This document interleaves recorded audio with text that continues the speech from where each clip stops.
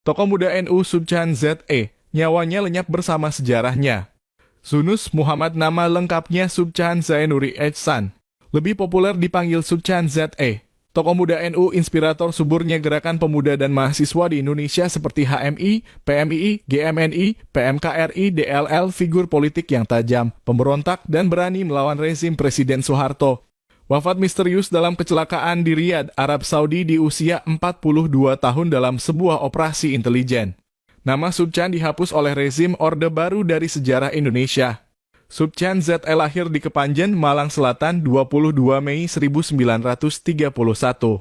Tumbuh di lingkungan santri di Kudus. Anak keempat dari 13 bersaudara. Ayahnya Harojlan Ismail adalah mubalik, pedagang, dan pengurus Muhammadiyah di Malang. Sedangkan ibunya pengurus Aisyah. Sewaktu kecil dia diangkat anak oleh pamannya H. Zainuri Ehsan, seorang pengusaha rokok kretek asal Kudus. Subchan adalah potret generasi muda NU yang sukses di bidang ekonomi. Sejak usia 14 tahun, dia sudah mengelola perusahaan rokok cap kucing. Pada usia 15, Subchan sudah rutin bepergian ke Singapura berjualan ban mobil dan truk, cengkeh dan cerutu. Pada saat Belanda memasuki Solo, ia mengkoordinir adik-adiknya untuk berjualan cerutu, roti, dan permen kepada prajurit Belanda. Setelah dewasa, ia menetap di Semarang untuk mendirikan perusahaan ekspor dan impor. Subchan ZE sempat nyantri di pesantren Kiai Noor di Jalan Masjid Kudus. Selain mengenyam pendidikan pesantren, Subchan juga mengikuti kuliah di Universitas Gadjah Mada sebagai mahasiswa pendengar. Dia pernah pula belajar di Sekolah Dagang Menengah di Semarang dan ikut dalam kursus program ekonomi di University of California, Los Angeles. Di masa pecah revolusi fisik, Subchan bergabung dalam Angkatan Muda Republik Indonesia dan organisasi Barisan Pemberontak Rakyat Indonesia dipimpin Bung Tomo. Di usia yang kian matang, Subchan pindah ke ibu kota Jakarta dan memiliki 28 perusahaan. Jaringan bisnisnya bahkan merambah hingga ke Timur Tengah. Subchan menjadi pionir bisnis perjalanan haji dengan pesawat terbang melalui Biro Perjalanan Al-Ikhlas. Pada tahun sebelumnya, jamaah haji Indonesia berangkat dengan kapal laut. Karir politik Subchan ZE dimulai pada 1953. Ketika itu dia duduk sebagai pengurus Ma'arif NU di Semarang. 3 tahun kemudian dalam Kongres NU di Medan, Idham Khalid terpilih sebagai Ketua PBNU.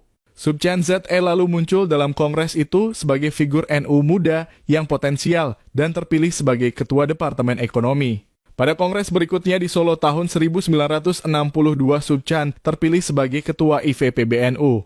Nama Subchan kian dikenal pasca aksi pembunuhan para jenderal 1 Oktober 1965. Ketika itu, suasana ibu kota Jakarta sangat mencekam, dan ratusan pemuda berkumpul di kediaman Subchan ZE Jalan Banyumas 4, Menteng.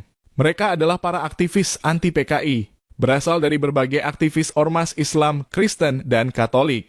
Mereka mengkonsolidir diri ke dalam Komando Aksi Pengganyangan dalam kurung KAP Gestapo yang dipimpin oleh Subchan ZE dalam kurung NU dan Harican Silalahi dalam kurung PMKRI atau Katolik. Subchan ZE menjadi tokoh sipil yang mampu menggerakkan massa untuk menuntut pembubaran PKI. Hal itu membuatnya disegani oleh kalangan petinggi Angkatan Darat. Di masa itu, PKI melihat NU sebagai lawan politik dan ideologi. Subchan sebagai tokoh muda NU menunjukkan konsistensinya untuk melawan perkembangan ideologi komunisme. Ketidaksukaan Subchan terhadap komunisme tidak hanya ditunjukkan di dalam negeri.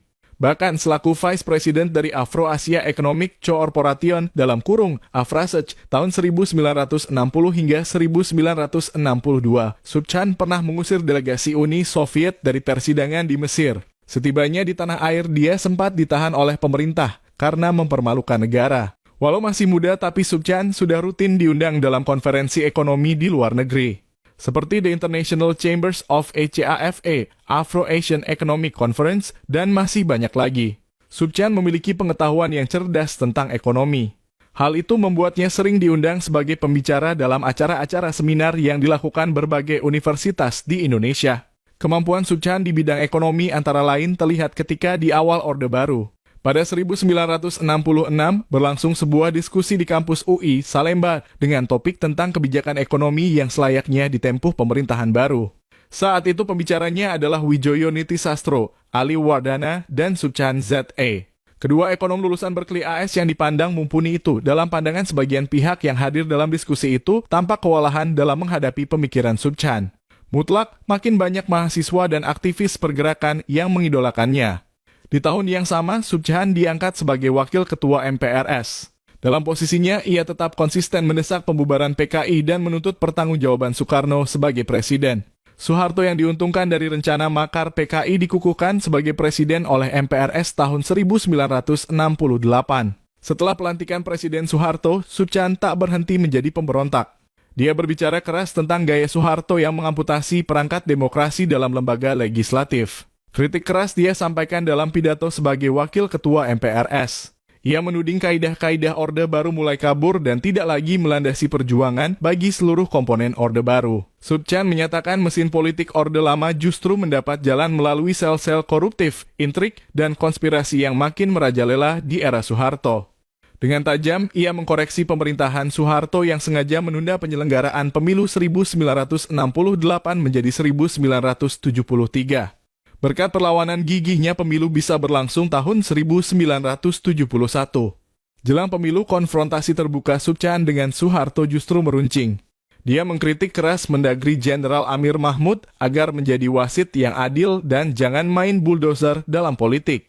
Kritik itu terkait dengan keluarnya Permendagri No. 12 per 1969 yang melarang keterlibatan anggota departemen dalam kurung PNS di dalam partai politik. Kebijakan itu jelas hanya menguntungkan Golkar. Ia menyebut Permendagri tersebut tidak memenuhi syarat perundang-undangan dari sudut formal karena bertentangan dengan UU No. 18 per 1968. Kritik-kritik terhadap rezim Orde Baru juga dia sampaikan selama masa kampanye untuk Partai NU. Pidato politik Subchan saat berkampanye kerap menggunakan istilah jihad untuk mengobarkan semangat politik umat Islam. Komentar Soeharto di wilayah publik ditujukan hanya kepada Subchan. Berkat kerja keras Yusuf Hashim, Syaifuddin Zuhri, KHA, Syaicu, dan terutama Subchan ZE berhasil menempatkan Partai NU dalam dua besar pemilu 1971.